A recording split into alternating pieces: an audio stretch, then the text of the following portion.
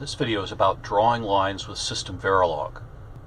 What I really am teaching is how to go from a relatively complicated algorithm to a hardware implementation thereof that runs nice and fast. This is one of the main reasons to work with FPGAs. This hypnotic pattern is the final result of what we will be talking about. I think of it as sort of a hallway. We're looking at the VGA output from an FPGA board. At 60 frames a second, it is drawing and then redrawing all of these lines again in black to make them go away, and then moving the center of this each frame. The core algorithm is Bresenham's line drawing algorithm. A wrapper finite state machine is drawing them in this hallway configuration one after another, starting in the upper left-hand corner and going in a clockwise direction. Bresenham's line algorithm is a classic one from computer graphics. I encourage you all to go and take a look at it in more detail. The point of this is not to teach you Bresenham's line algorithm, but to teach you more about how to implement it. Its goal is to draw a line specified by two endpoints, and to do so with well approximating pixels. So the assumption is that you can't ever get exactly the line you want, but you want to get the pixels closest to that line so it looks pleasing. Now, the way you do this is keep in mind the position of the true line that you're trying to draw, and then for each pixel decide whether you want to light that up or not, depending on how close you are to that ideal line. Finally, here's the coup de grace. You would think that if you were drawing lines, you would need fractions or floating point numbers, but no, Bresenham is done entirely with small integers. One does not simply sit down and type in the System Verilog for something like Bresenham's line algorithm. Here's the approach I took. I recommend that you take a similar approach anytime you're faced with implementing a relatively complicated algorithm. The first and most important step is to make sure that you really understand the algorithm itself. For Bresenham's line algorithm, find it in textbooks. I personally just went to Wikipedia and read that page. The next important step is to make sure you really understand the algorithm. What I did is I coded and tested the algorithm in software. In particular, I wrote a C program that used the SDL library. This step is crucial because you need to understand things like the size of various variables, how many bits you need, what variables might need to be positive or negative, whether you've covered all of the corner cases, all of the issues that show up in algorithm design. When you're developing hardware is not the time to invent a new algorithm. You need to know the algorithm before you get anywhere near hardware. Next, to figure out how you will ultimately implement things, you need to know how your hardware module communicates with other hardware modules. In particular, I considered how the coordinates would be communicated to this block, when they would be available, how the environment would indicate that a new line was to be drawn, how the block would indicate when a line was complete. All of these issues need to be considered. The next thing I did was carefully schedule the operations. Now, this is a little tricky because, of course, you need to know what data path you're ultimately going to have, what operations your algorithm is going to use. For Bresenham's, the previous steps got me this. In particular, you need to look out for edge cases, corner cases, fence post errors, things like that. For example, when you give it a start a new line signal, do you get a pixel out that clock cycle or out the next?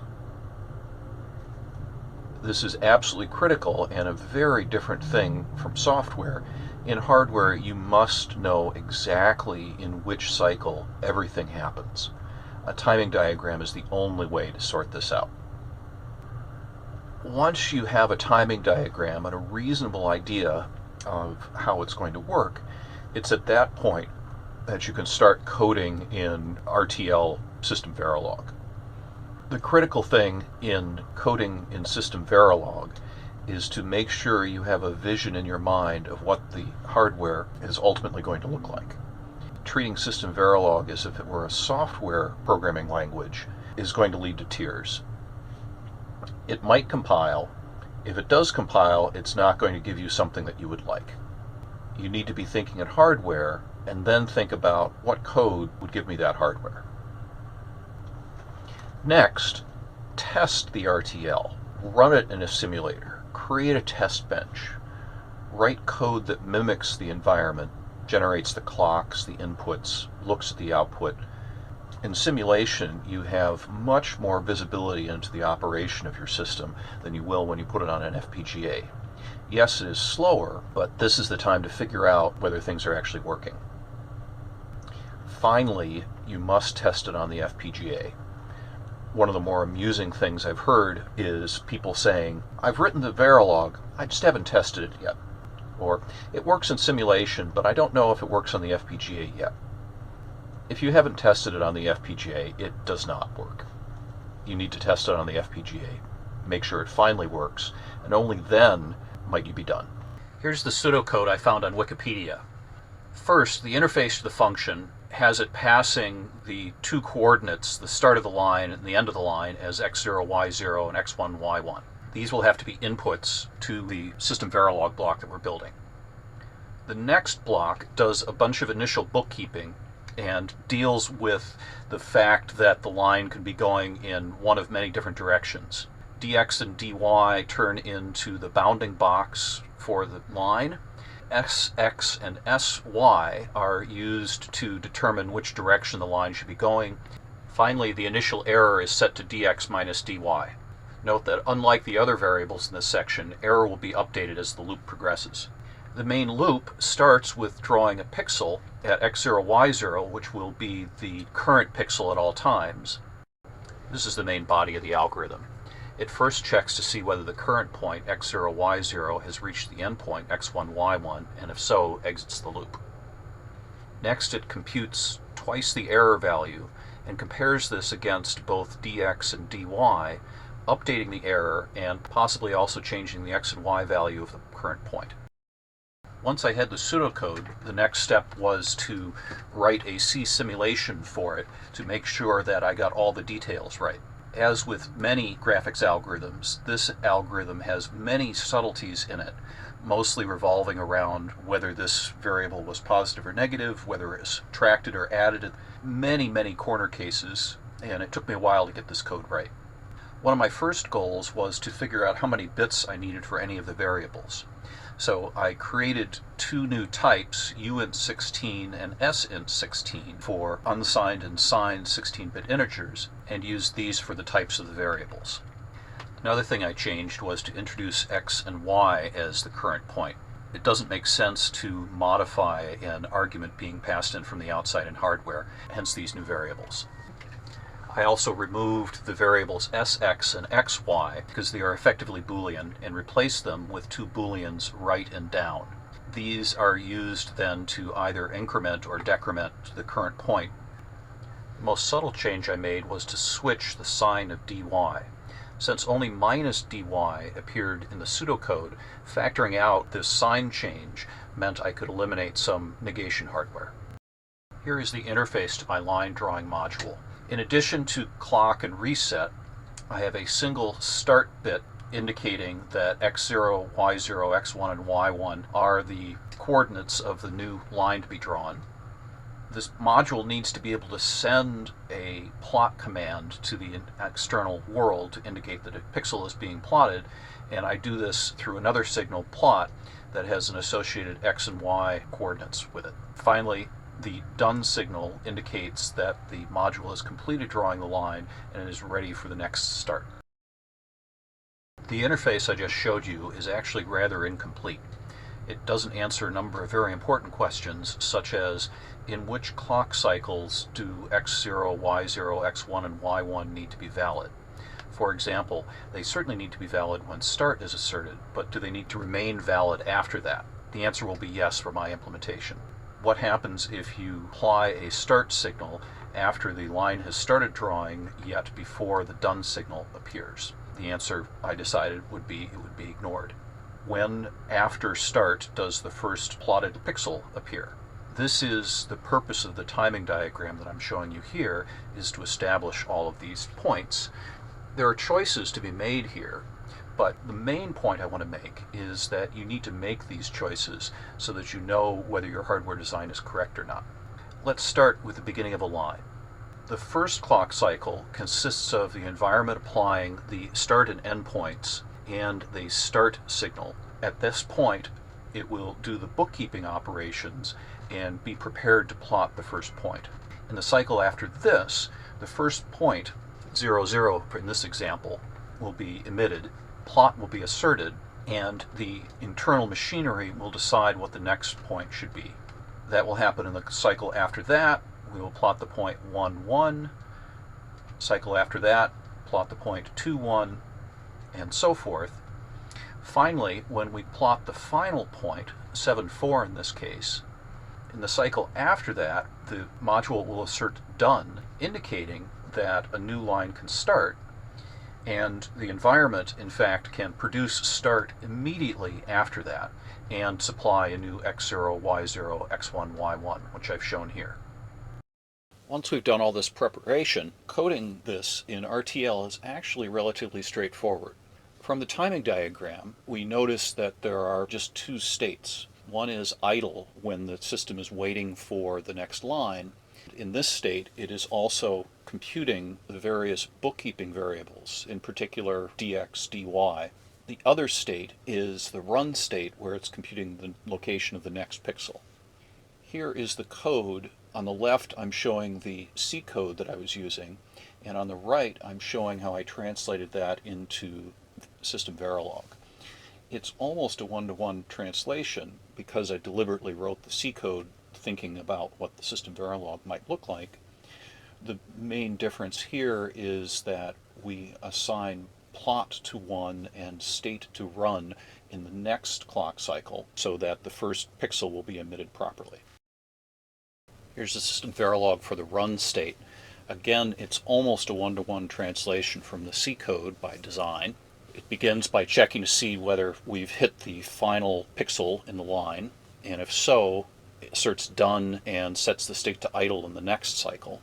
Otherwise, it sets plot to 1, so the current point will be plotted, calculates E2, then compares E2 with dy and dx, updating ERR and using right and down to update x and y as necessary. Let's talk about the circuits that logic synthesis will generate from this RTL description. Let's start with the data path that generates dx and right. I've highlighted the relevant code on the left and drawn the data path on the right. The first version of dx we calculate is x1 minus x0. That's what this subtractor on the left of the block diagram is showing, and I've labeled it here as x1 minus x0. Next, we check the sign of that difference to see whether it is positive. The result of that comparison we call the right signal. Depending on whether right was true or false, we then negate dx appropriately. And that's what this blocks marked negate and the multiplexer is doing to ultimately generate the value of dx. The logic for dy and down is almost the same. Remember that we negated the value of dy to make it always negative. Notice that the negator is on the other input to the multiplexer for dy. The data path for the error signal, this is keeping track of how close the current pixel is to the ideal one, is a bit more complicated because error is actually being defined in 3 places in 2 main phases. One's during initialization and one as the algorithm is running. During initialization, the computation is pretty straightforward. I've highlighted it here in red on the left. Error is just dx plus dy. This gets fed into a multiplexer, which I'll explain in a moment, and into the flip-flop that's going to hold the value of error since it changes as the algorithm is running. Here's the data path for the other computation of error, which is done for each pixel. It looks a bit complicated, but it's not quite as bad as you think. The first thing is to calculate E2, which just takes error and shifts it left by 1 to multiply it by 2. Then E2 and dy are compared, and that is used to decide whether the new value of error should have dy added to it or not. And you can see there's an adder and a multiplexer that's deciding that. Now, that new value of error is also fed to the next chunk of logic, which decides whether E2 is less than dx, that's the comparator on the bottom, that is then fed into the multiplexer that's deciding whether dx will be added to the new value of error. Then that result is finally passed into this multiplexer that we saw before that controls whether we are initializing error from dx plus dy or whether we are updating error based on its previous value. Let's look now at the data path for x and y. These are the current pixel coordinates that are going to be updated as the algorithm is running. First, during the initialization phase, x is just made to be x0, which is the initial x coordinate being passed into the algorithm. There are three possible new values for x each iteration. One is to just leave it alone. If E2 is not greater than dy, then the multiplexer in the center just passes the old value of x around to become the new value of x, leaving it unchanged. Otherwise, the right signal controls whether 1 is added to x, that is to say you're moving right, or 1 is subtracted from x, you're moving left. The two adder and subtractor blocks on the left feed into a multiplexer that then determines this, that then goes through the multiplexer that checks whether E2 is greater than dy, and then that feeds on to the next value of x. The logic for the y coordinate is almost the same. The difference here is we're using the down signal instead of right, and we're using the E2 less than dx signal that we calculated earlier to determine what the next value of y should be. Finally, we need to determine whether we've reached the end of the line. We do this by comparing the current x and y coordinates to x1 and y1, which are the final coordinates being passed in. We set the done variable based on that. Bresenham originally designed his algorithm to operate on flatbed pen plotters. We instead are going for video, so we're going to use a Framebuffer, that is a memory that can store information about every pixel before it gets sent out to the screen in raster order. Here's the interface for our Framebuffer module. We're going to use a 50 megahertz clock, which is roughly twice the standard speed of a VGA dot clock, which is 25.125 megahertz. The 0.125 doesn't matter, but we definitely need to worry about the factor of 2. The main interface from the central algorithm is two 10-bit coordinate values, x and y, coming out, a 1-bit pixel color. Later we'll use this to alternately draw white lines and then draw black lines to erase the white lines, and a single pixel right bit that indicates the pixel coordinates are valid and that corresponding pixel should be drawn. The interface to VGA on the DE1 consists of 8 bits each of red, green, and blue brightness. A clock, we will take the 50 megahertz clock and scale it down to 25, horizontal sync, vertical sync, a VGA blanking signal, and a composite VGA sync signal that's actually not connected. To set up the horizontal timing, I've defined a series of parameters, essentially compile time constants, that will control the various counters. 640 by 480 is standard VGA resolution, but because we're running this at 50 megahertz instead of 25125, I'm going to double all of these numbers to make them correct for the particular clock that we have. So we have 1280 clock cycles active. That gives us 640 pixels horizontally. Front porch is 32, the horizontal sync time is 192, and the back porch is 96. All of these sum up to 1600. That should be equivalent to 800 normal VGA pixels. For vertical timing, I do the same trick, but this time I don't have to worry about the clock being twice as fast because we're counting this in the number of horizontal lines. Vertical active is 480 lines. This is VGA standard. The front porch is 10. Vertical sync time is 2 lines worth, and the back porch is 33. All of these should sum up to 525, which, not coincidentally, is the number of lines in a frame of NTSC, that is to say, standard resolution video. Video generation circuits invariably have horizontal and vertical counters that keep track of which pixel is currently being displayed, and this Framebuffer is no exception. The horizontal counter itself is an 11-bit register. We're going to use the end-of-line signal to indicate when it has reached the end, and we'll reset. Here's the counter itself. It looks for the reset signal to reset itself. It will also reset itself at the end of line when that's true. Otherwise, it adds 1 to H counter. And here's how end of line is computed. It just looks to see whether h count has reached h total minus 1. This will make it reset in the next cycle. Here's the vertical counter, 10-bit counter this time, and a similar end of field signal. The counter itself looks very similar to the horizontal counter. The difference is it only counts when end of line is true.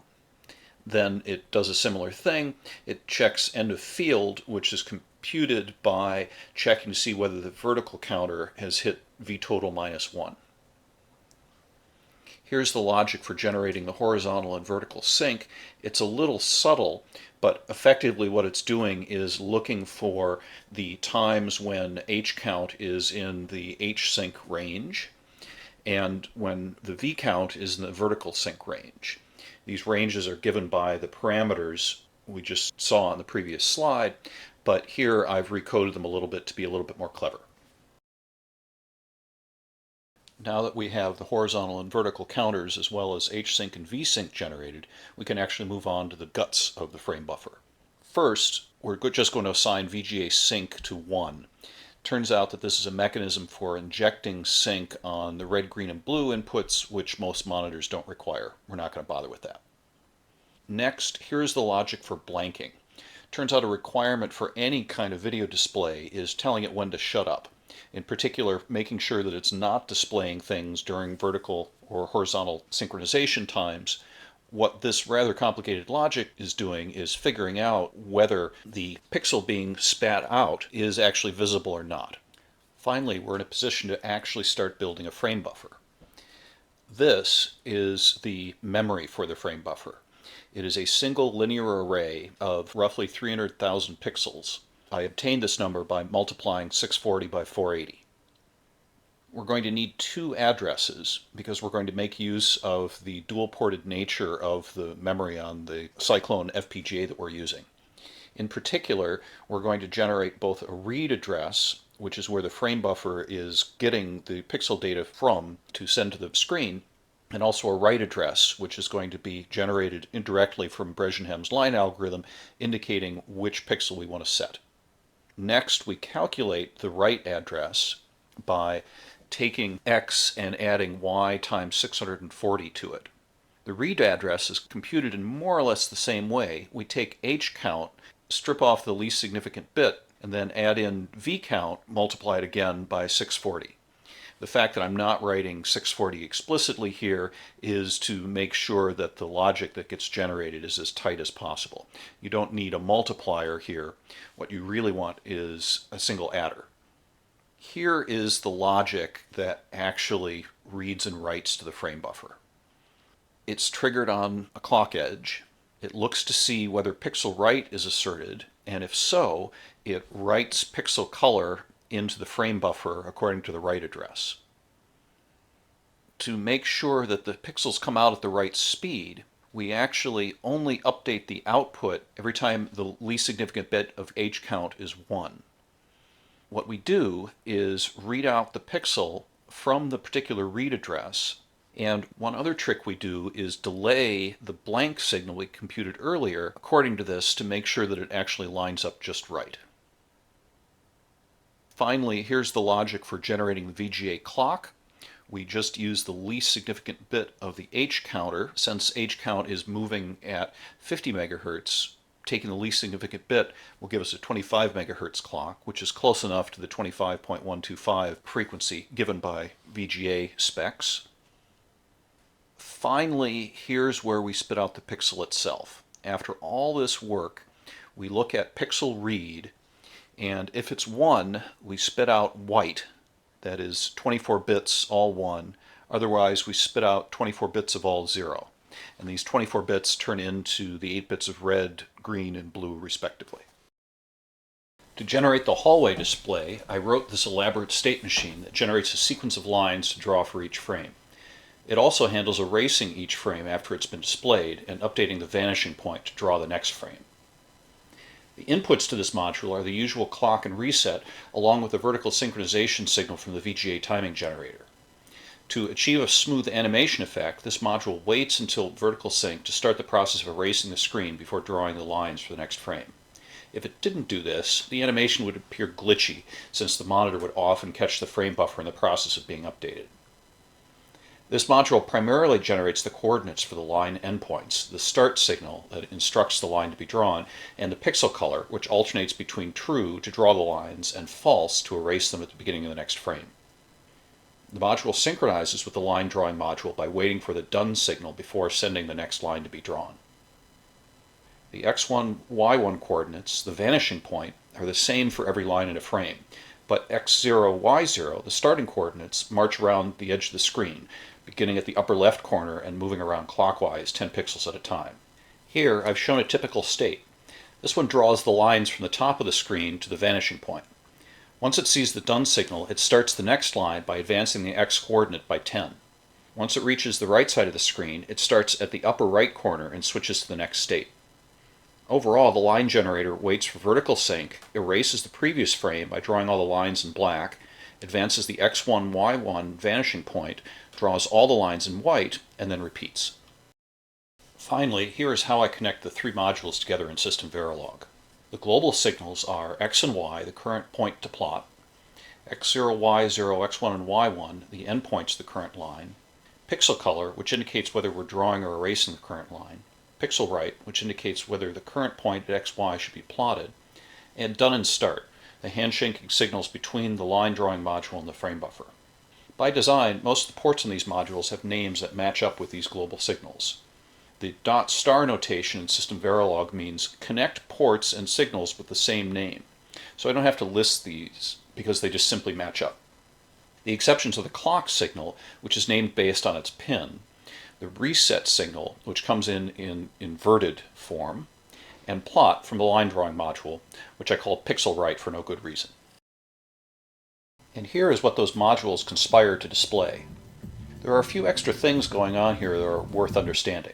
First, notice the moire patterns that are visible near the vanishing point. These are artifacts due to the relatively low resolution of the screen and are even more visible in the original, since the system you're using to watch this video is certainly doing some smoothing of its own.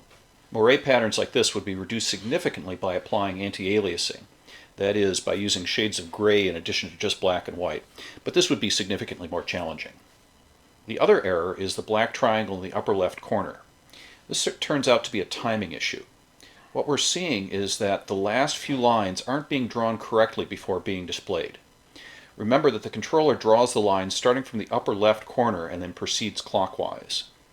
We could probably eliminate this error by drawing the lines from the sides first before drawing the lines along the bottom, but I left this bug in the code to give you something to think about.